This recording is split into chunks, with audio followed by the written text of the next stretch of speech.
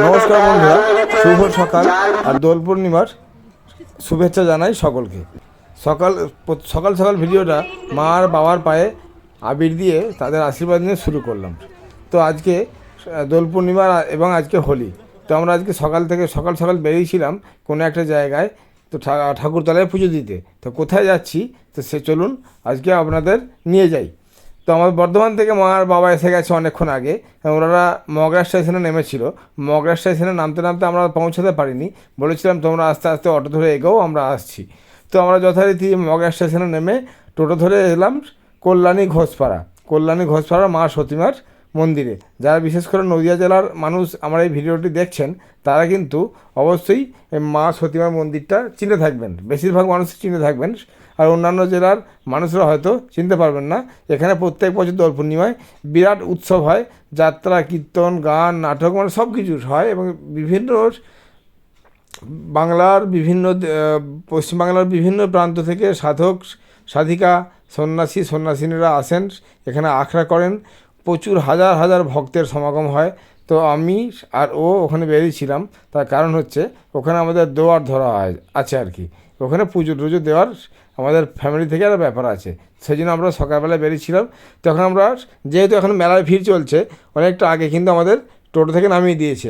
মোটামুটি প্রায় 1 কিলোমিটার থেকে 1.5 কিলোমিটার আমাদের হাঁটতে হলো। তো হাতে একটা ব্যাগ ছিল, তো ব্যাগটা কী করলাম, দেখছি সামনে দিয়ে একটা ট্রলি ভ্যান যাচ্ছে, ভ্যানের মধ্যে ব্যাগটা বসিয়ে দিয়েছিলাম। অনেকক্ষণ নিয়ে আর হাঁটতে হলো না। তো যথারীতি ভ্যানটা সোজা চলে গেল, আমি আবার নিয়ে নিলাম। দেখুন কী অবস্থা। আজকে হোলির দিনে যে গরু, অবলা জন্তুর পিঠে কোন জন্তু যেন রং দিয়ে দিয়েছে। এগুলো কিন্তু কখনোই করা ঠিক নয়, কারণ ওরা নিজেদেরকে পরিষ্কার করতে পারে না, নিজেদেরকে পরিষ্কার রাখতে পারে না। রং শুধুমাত্র মানুষের জন্য, আমাদের জন্য নয়। আর এই বাচ্চা মেয়েটা একজন হ্যান্ডিক্যাপ, শারীরিক প্রতিবন্ধী। একে দণ্ডি প্রণাম খাটানোতে মানসিক করা হয়েছে। আমার যেন অপরাধ না হয়, তবু আমার পার্সোনালভাবে একটা মতামত দেবো। এই বাচ্চাটি শারীরিক প্রতিবন্ধী, কিন্তু একে যে দণ্ডি খাটানো হচ্ছে, শারীরিক যা কষ্ট আমি জানি না ঈশ্বর দণ্ডি খাটানোর পরে ওকে হাঁটতে সমর্থ করে তুলবে কি না, কিন্তু তাকে এইভাবে করানোটা উচিত হয়নি। কারণ আর যে ভগবান তাকে ওইভাবেই তৈরি করে পাঠিয়েছে, সেই ভগবানের প্রতি আবার এরকম করে কি হবে আমি তো বুঝতে পারি না। বাচ্চারা এত কষ্ট হচ্ছে দেখে, আপনাদের দেখলে দু চোখে জল চলে আসবে। যাই হোক, সে প্রসঙ্গে পরে আসবো। এই পুজোর লাইনে আমরা দাঁড়িয়েছি, ঠিক আছে, প্রচণ্ড লাইন। তো লাইন দেওয়ার পরে আমরা মন্দিরের চত্বরে অনেকক্ষণ পরে আমরা প্রবেশ করলাম। যেহেতু খুব ভিড় ছিল, তাই ওর হাত থেকে পুজোর গামলাটা ওর হাতে নিলাম। গামলা বলতে যেখান থেকে পুজো কিনেছিলাম সেখান থেকে ওটা চেয়ে নিয়েছিলাম, যেহেতু আমাদের পুজোর ডালাটা অনেকটা বড় ছিল, সেই জন্য চেয়ে নিয়েছিলাম। তো ডালা নেওয়ার পরে এখানে পুজো হচ্ছে এবং এখানে হরিনাম হচ্ছে। এই যে সতী মায়ের বিরাট একটা সুন্দর একটা মন্দির, প্রচুর মানুষের সমাগম, দেখতে এত ভালো লাগছে। প্রচুর গরমও ছিল ভালো, তার সঙ্গে সঙ্গে মানুষের যে সমাগম, এদিকে হরিনাম বাজছে, মনটা দেখে সত্যি মোহিত হয়ে যাচ্ছিল।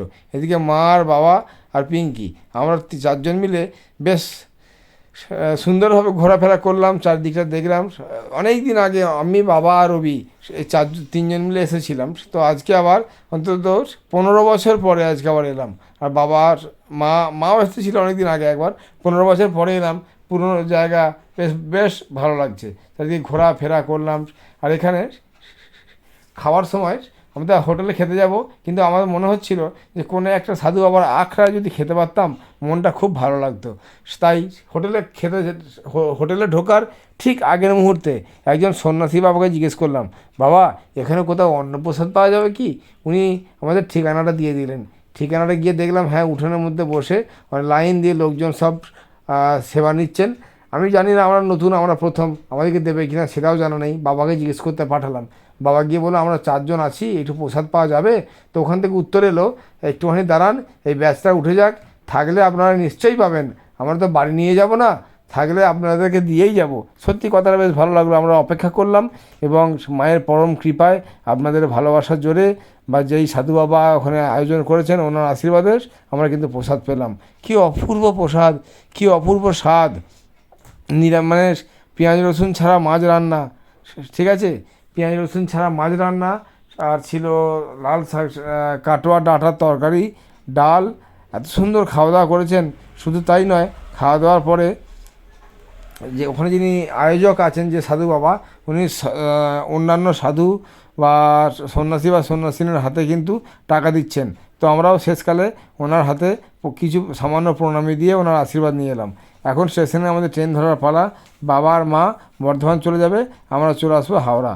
তাই অনেক বছর পরে বাবাকে মাকে পেয়েছি, তাই পায়ে আবিরটা দিয়ে এটা আমরা একটু আশীর্বাদ নিলাম। এটা আমাদের ছোটোবেলাকার একটা ট্র্যাডিশন, গুরুজন দেখলেই পায়ে আবির দিয়ে প্রণাম করা, সেটা কিন্তু এখনও রয়ে গেছে। প্রত্যেক বছর তো আর বাবাকে মাকে পাওয়া যায় না, তাই এবছর পেয়েছিলাম।